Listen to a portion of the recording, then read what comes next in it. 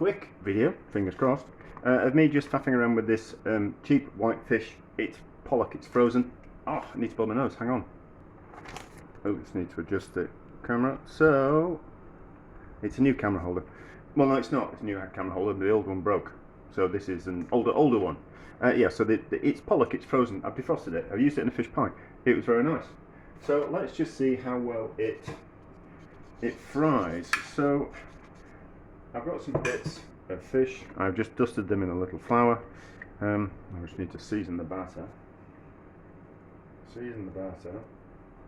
And then I just dusted it in a little bit of flour, and then I've just made a simple batter of some self-raising flour and a little bit of vinegar and some self-raising flour. I have got a recipe somewhere for a better batter, but that feels hot enough. But I can't find it, and I'm hungry, and I can't be bothered hunting for it, which is a good enough reason just to throw one together. And my mum always used to just make a quick batter like this, so this is what I'm going to do. So, dusted in flour, like that. That's the consistency of the batter. I'm not that bothered that there's some lumps in it. I think that'll do an interesting job. And then into the batter, shake off the excess batter, turn that oil down.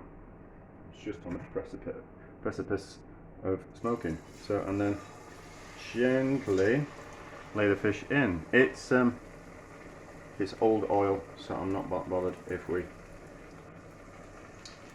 destroy the oil. In fact, we can turn that almost off. That's going to burn the fish, isn't it? So yeah, I kind of faffed around with beer batter and all that kind of stuff, and you put corn flour into it sometimes and all that kind of stuff, but I haven't got any corn flour, so we're just using self-raising flour today. And some people will bake a bit of baking powder in, but if we're using self-raising flour, we don't need to put baking flour in, do we? So that's that like that. That's cooking rather kind of quite quickly. Maybe we'll turn that off for a second, and then we'll just splash a bit of oil on top, turn them over, and then get some kitchen paper. We are recording, aren't we? Yes, we're recording. It's always a good sign. Just flip them over, and then you get some kitchen paper, and then we'll see what these are like. Alright, they look about cooked. So we can take those out, put them on a bit of kitchen paper. They're only small bits of fish, so I don't really want to cook them anything more than that.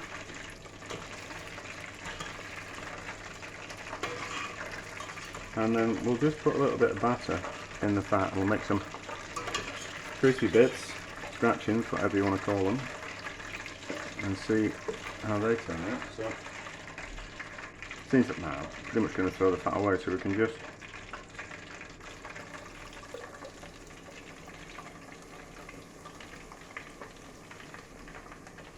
not going to waste the batter. We're not going to waste this batter because I'm not going to cook any more fish, so we might as well just fry the batter and make some crispy bits while we're here.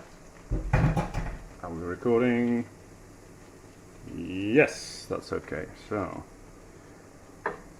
just as those are cooking, the fish will be cooling, and then we'll be able to have a look at it and see how this frozen fish does. Just need to break those up a little bit, turn up the heat a little bit.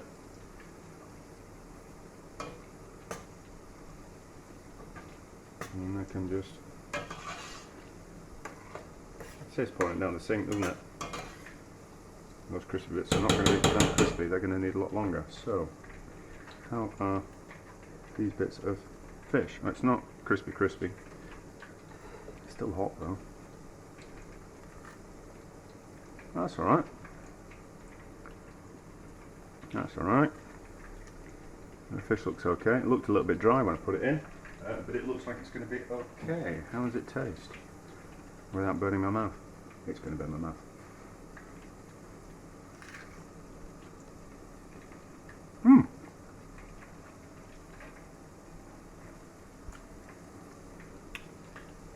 considering that's frozen fish, and it's cheap frozen fish, that's pretty good, is that? That's pretty good. Suitably impressed with that.